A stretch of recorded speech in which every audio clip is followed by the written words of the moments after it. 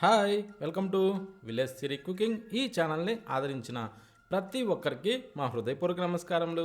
ఇవాళ చాలా అంటే చాలా మంచి రెసిపీతోని మీ ముందుకు వచ్చానండి. చాలా బాగుంది. ఒక్కసారి ఈ విధంగా మనం పప్పు చేయాలగానే టేస్ట్ సూపర్ అండి. ఈ టైప్లో పప్పు చేస్తే ఇంటిల్లపాది కడుపు నిండా అన్నం తినొచ్చండి, అంత బాగుంది ఈ టమోటా పప్పు. టమోటా పప్పు ఏ విధంగా చేస్తే ఇంత మంచి రుచి వస్తుందో ఒక్కసారి మన కిచెన్లోకి వెళ్ళి చూద్దాం. కానీ టేస్ట్ మాత్రం సూపర్ అండి. ఒక్కసారి ఈ విధంగా చేస్తే మాత్రం ఖచ్చితంగా ఏళ్ళు జుర్రుకుంటూ తింటారండి, అంత బాగుంది. దాని గురించి మనం ముందుగా కందిపప్పు తీసుకోవాలండి. కందిపప్పు తీసుకునేసి ఆ తర్వాత ఒక ప్రెషర్ కుక్కర్లో వేసుకొని దాంట్లో నీళ్లు పోసి శుభ్రంగా కడుక్కోవాలండి. 1-4 సార్లుగా నీళ్లు పోసుకుంటూ బాగా ఇలా కలిపి నీళ్లు వంచేసుకునేసి ఫ్రెష్గా దీన్ని రెడీ చేసుకోవాలి. ఈ రెడీ చేసుకున్న దాంట్లో టమోటాలని కట్ చేసి వేసుకోవాలండి. మంచి ఎర్రటి పండ్లు నేను ఒక 5 కాయలు కోసేసా. ఆ తర్వాత పచ్చిమిరపకాయలండి ఒక 4-5 మధ్యలోకి ఇరిసి వేసి పసుపు వేసుకునేసి ఆ తర్వాత కారం అండి ఒక 2 టేబుల్ స్పూన్లు కారం వేసా. ఆ తర్వాత కొద్దిగంత కొత్తిమీర కూడా అందులో వేసుకొని కొంచెం అంటే ఒక నేరేడుగా సైజు చింతపండు వేసి 1 టేబుల్ స్పూన్ ఆయిల్ వేసా. ఆ తర్వాత ఒక 2 గ్లాసుల వరకు నీళ్లు పోసానండి. నీళ్లు పోసిన తర్వాత ఇప్పుడు దీనికి మనం మూత పెట్టుకోవాలి. ఆ మూత కూడా ఏంటంటే మనకు విజిల్స్ వచ్చే విధంగా మూత రెడీ చేసుకుని స్టవ్ ఆన్ చేసి స్టవ్ మీద ఈ ప్రెషర్ కుక్కర్ని అయితే పెట్టుకోవాలి. ఆ తర్వాత దీనికి దాదాపు ఒక 5 విజిల్స్ అయితే కంపల్సరీ రానిచ్చుకోవాలండి. ఈ పప్పు ఉడకాలంటే కంపల్సరీ ఒక 5-6 విజిల్స్ అయితే రావాలి. కానీ నేను 5 విజిల్స్ రానిచ్చాను. ఎందుకంటే లైట్గా పలుకు ఉండాలండి. అంటే 100కి 90% మాత్రమే ఉడికేలా, అంటే కొంచెం పలుకు ఉండాలి. అప్పుడే ఏంటంటే ఈ పప్పు తినేటప్పుడు మంచి రుచిగా ఉంటుందండి. అందుకోసం అనేసి ఆ 10% ఆపాల్సి వచ్చింది. ఓకేనా?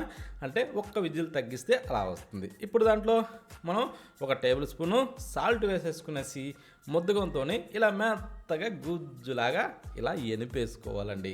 చూడండి, ఈ టైప్లో స్వీట్గా మనం ఎనుపుకుంటే ఇది మంచి జిగటగా గుజ్జులాగా సూపర్గా తయారవుద్దండి. ఈ విధంగా రావాలి. ఇప్పుడు మనం దీంట్లో కొద్దిగా నీళ్ళు పోసుకుందాం. ఎందుకంటే కొంచెం గట్టిగా ఉంటుంది కాబట్టి మనం ఆ కొద్దిగా నీళ్ళు పోసి దీన్ని కొంచెం ఇలా మిక్స్ చేసుకుంటే ఇప్పుడు ఎలా వస్తుందంటే కొంచెం జావ టైప్లో, అంటే మరీ పల్చగా లేకుండా మరీ చిక్కగా లేకుండా ఇలా జావ టైప్లో జారుతూ వస్తుంది. ఆ టైప్ మనకి కావాలండి.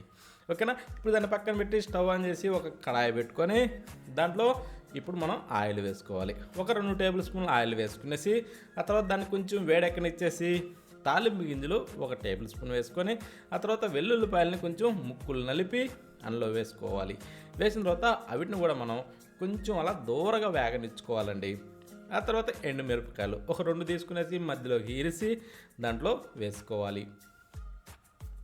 ఆ తర్వాత ఇప్పుడు మనం కొద్దిగంతా ఒక్క ఉల్లిపాయనండి సన్నగా పొడవుగా కట్ చేసి వేసుకుంటే సరిపోద్ది. మరి ఎక్కువ అవసరం లేదండి ఈ తాలింపులోకి. వీటిని మనం మంచి గోల్డెన్ బ్రౌన్ కలర్ వచ్చేంత వరకు ఈ ఉల్లిపాయలని ఈ టైప్లో వేగనిచ్చుకోవాలి. ఓకేనా? ఆ తర్వాత చిటికెడు ఇంగు పొడి వేస్తే మంచి వాసన వస్తుందండి. ఆ తర్వాత కరివేపాకు కూడా అది స్మెల్ వచ్చి చూసి ఒక 4 రెమ్మలు దూసి అందులో వేసుకునేసి ఇలా వేగనిచ్చుకొని ఇప్పుడు మనం ఇందాక ఎనిపి పెట్టుకున్న ఆ పప్పునైతే దీంట్లో వేసుకోవాలి. వేసిన తర్వాత ఆ ప్రెషర్ కుక్కర్లో కొద్దిగా నీళ్లు పోసి అలా తొలిపి అందులో వేసేసుకునే ఇప్పుడు రుచికి సరిపడా సాల్ట్ వేసుకోవాలి. వేసిన తర్వాత కొద్దిగా మిక్స్ చేసుకోవాలండి.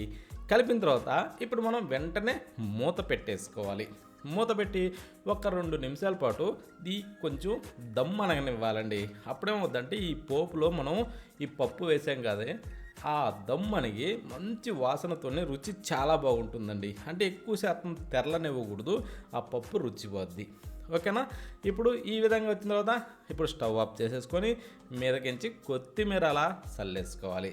కొత్తిమీర చల్లేసుకునేసి ఆ తర్వాత ఒక్కసారి టేస్ట్ చూసుకోవాలండి. ఆకరణ సాల్ట్ ఇవన్నీ కరెక్ట్ సరిపోయినాయా?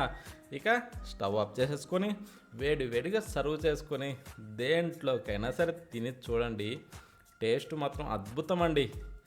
ఈ టైప్లో చేస్తే ఓన్లీ రైస్లోకే కాదండి, చపాతీ దోశలోకి కూడా చాలా అంటే చాలా బాగుంటుందండి. ఇంకా వడ చేసినా కూడా ఆ వడలో కూడా దీన్ని తినచ్చు, అంత బాగుంది ఈ పప్పు అండి. ఈ టైప్లో పప్పు చేయండి.